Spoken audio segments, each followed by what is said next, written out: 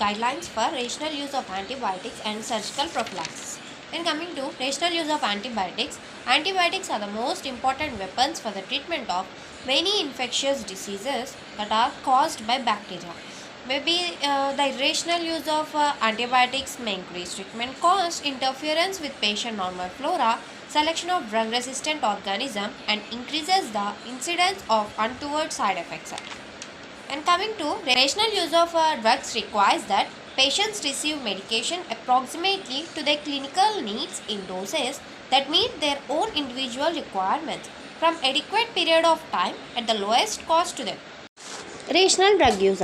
Rational drug use may be defined as the use of an appropriate, efficacious, safe and cost-effective drug given for the right indication in a right dose and formulation at right intervals and for right duration of time.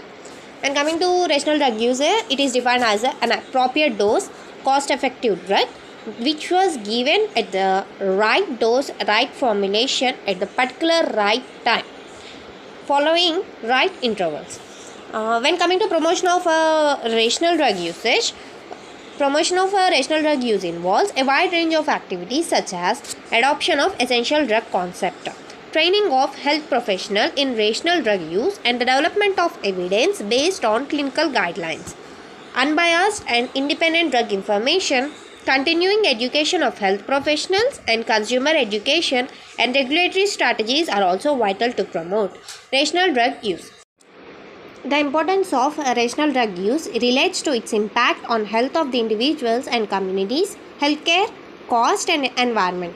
And coming to the importance of rational drug use, it directly relates to its impact on health of every individual patient and every individual community, even healthcare cost, and also affects the environment. Irrational drug usage leads to ineffective and unsafe drug treatment, worsening or prolonging of illness and adverse drug reactions. Inappropriate treatment also increases the cost to the patient, government or insurance system.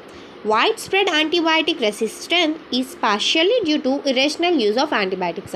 When coming to irrational drug usage, it is an inappropriate use of antimicrobials, often inadequate dosage for non-bacterial infections, or overuse of injection when oral formulations would be more appropriate. The use of a wrong or unnecessary drug seriously affects public health worldwide, leads to decreased treatment outcomes, drug resistance, or increase the treatment cost and even leads to the death. Guidelines for rational drug use. When coming to guidelines for rational drug use, good prescribing required a sound and up-to-date knowledge of pharmacology and applied therapeutics. For good prescribing, the prescriber should require a up-to-date knowledge of pharmacology and the applied therapeutics. However, even this is not enough unless a systematic approach to prescribing is adopted. The following general guidelines for good prescribing should be used in every clinical situation where during therapy may be indicated. First, define patient's problem, then specify the therapeutic objective for this problem in this particular patient. Next, decide whether a drug is needed to achieve a therapeutic objective. Use drugs only when indicated and when the potential benefits of the drug therapy outweigh the potential risk. Outweigh the potential risk means what can be gained is much more significant than what might be lost or risked. And coming to the third point, choose a drug of proven efficacy and safety. The drug must also be suitable for individual patient and should be affordable. Next, coming to next point, choose a dose which is suitable for individual patient. Avoid using more than one drug of same chemical class at a same time. Inform patient how to take the medication, how long it will take to work, and how long to continue with the treatment and possible side effects and what to do if these occurs. Monitor effects of the treatment. If treatment has not been effective, try and identify why. Decide whether the drug should be continued at the present dose, at different dose, or should be stopped here. Rational use of antibiotic. Infectious disease are major causes of morbidity and mortality in developing countries. Antibiotics are widely misused for conditions where they are not needed, such as treatment of common cold or the respiratory infections of viral origin. When coming to the state of being unhealthy of every individual, our number of deaths that are increasing in developing countries is due to majorly the cause of infectious diseases. Nowadays, the antibiotics are unnecessarily used by the many patients where they are not needed, such as for the treatment of common cold or any other respiratory infections of viral origin. Starting antibiotics without a diagnosis or frequently changing antibiotics, giving suboptimal doses, not completing course of treatment, relying on antibiotics without draining pus, or removing foreign bodies as indicated are wasteful practices and can lead to antibiotic resistance. The following are the guidelines that ensure the rational use of antibiotics. Use of antibiotic only when indicated. When appropriate specimen for gram-strain culture sensitivity testing should be obtained before commencing antibiotic therapy. When an antibiotic is indicated, the choice of agent should be based on factors such as spectrum of activity in relation to the known or suspected causative organism, safety, previous clinical response, cost, ease of use, and potential for selection of resistance organism. An adequate dose and duration of treatment is essential for all antibiotic therapy. A history of allergy or other adverse effect to the drug under consideration should always be sought.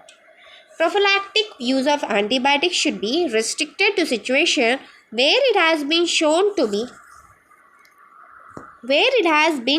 be effective or where the consequences of infections are disastrous. Prophylactic antibiotic therapy is the use of antibiotic before surgery to prevent bacterial infection. Next point, empirical antibiotic therapy should be based where possible on local epidemiological data on potential pathogens and their patterns of sensitivity. Empirical antibiotic therapy is often given to the patients who have unidentified, proven, or suspected infections. The responsible bacteria or organism have not yet confirmed, but treatment is required to the particular patient. Antibiotic therapy directed at specific organisms should include the most effective, least toxic, and narrowest spectrum agent available. Oral therapy should be used in preference to parenteral therapy whenever clinically possible. Antimicrobial combinations should only be used where indicated, as to extend the spectrum of cover in mixed infection or to achieve synergistic bactericidal effect, that is interaction or cooperation of two or more organisms to produce combined effect greater than the sum of their separate effects. The effect that is shown by two individual organisms is not greater than the combined effect shown by the two organisms. Next point, to prevent emergence of resistant organisms. Example, in therapy of TB, topical antibiotics should be restricted to few proven indication. Example, eye infections. Reserve new antibiotic for situation where serious infection have not or are unlikely to respond to conventional agents. Antibiotics for surgical prophylaxis. It is defined as use of antibiotics to prevent infection at the site of surgical site. Prophylaxis has become the standard of care for contaminated and clean contaminated surgery and for surgery involving insertion of artificial devices. The antibiotic selected should only cover the likely pathogens. It should be given at correct time. For most parenteral antibiotics, this is usually on induction of anesthesia. A single dose of antibiotic is usually sufficient if the duration of surgery is 4 hours or less. If the duration of the surgery is 4 hours or even lesser than the 4 hours, the single dose of antibiotic is usually sufficient. Next, when coming to inappropriate use of antibiotics for surgical prophylaxis increases both cost and selective pressure, favoring the emergence of resistant bacteria. Wound infection are the commonest hospital-acquired infection in surgical patients. The result in increased antibiotic usage increases cost and prolonged hospitalization.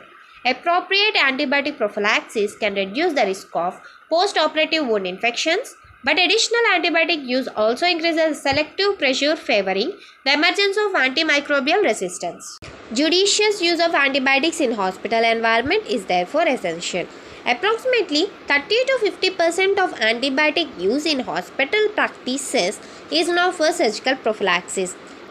However, between 30% to 90% of this prophylaxis is inappropriate. Most commonly, the antibiotic is either given at wrong time or continued for too long. Controversy remains as the duration of prophylaxis and also as to which specific surgical procedure should receive prophylaxis. Choice of antibiotics. The choice of antibiotics should be based on several factors as follows. Always ask the patient about a prior history of antibiotic allergy, as beta-lactams are the commonest type of antibiotic used in prophylaxis. History of severe penicillin allergy, anaphylaxis, angioedema means that cephalosporins are also contraindicated as there is a small but significant risk of cross-reaction. Most importantly, the antibiotic should be active against the bacteria most likely to cause an infection. Most post-operative infections are due to the patient's own bacterial flora. Prophylaxis does not need to cover all bacterial species found in the patient's flora, as some species either not particularly pathogenic or low in number or maybe both. Commonly used surgical prophylactic antibiotics include intravenous first generation cephalosporins, cephaloxolin and cephalothrin. When coming to the next point, intravenous gentamicin or intravenous or rectal metronidazole if anaerobic infection is likely, oral tinidazole if anaerobic infection is likely, and intravenous vancomycin. Use of antibiotic in surgical patients. Bacterial contamination of surgical wound is more likely to arise from patient's own flora.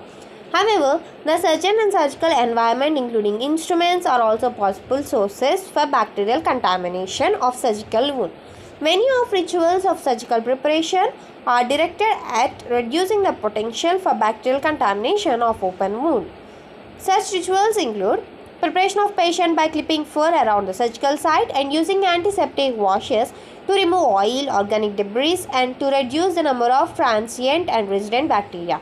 The use of dedicated surgical attire for the surgeon, including scrubs, hats and masks, and similar decontamination of the surgeon's hand using antiseptic washes and surgical gloves, sterilization of instruments, utilizing drapes and other barriers to isolate the surgical wound from unprepared areas of animal and surgical table. This study found that 79% of practices were unaware of concentration of scrub preparation being used or contact time necessary between the antiseptic and skin during surgical preparation. In some cases, the concentration of antiseptic being used may actually have been too low to be effective at killing bacteria. In some cases, the antiseptic that is used in the particular concentration may be actually have been too low to be effective to kill a bacteria that is present at the site of the surgery. 12% of practices used chlorhexidine gluconate and betadine together to prepare skin. However, these two agents are incompatible and the combination effectively provides limited or no skin asepsis. Causes of non-responsiveness antibiotics. Patient may fail to respond to an antibiotic for a number of reasons, which include the etiological agent is resistant to antibiotic. The diagnosis may be incorrect. The choice of antibiotic choose is correct, but the dose and route of administration may be wrong. The antibiotic cannot reach the site of infection. There is a collection of pus that should be drained surgically or foreign body devitalized tissue that should be removed. There is secondary infection and antibiotic fever, non-compliance of host.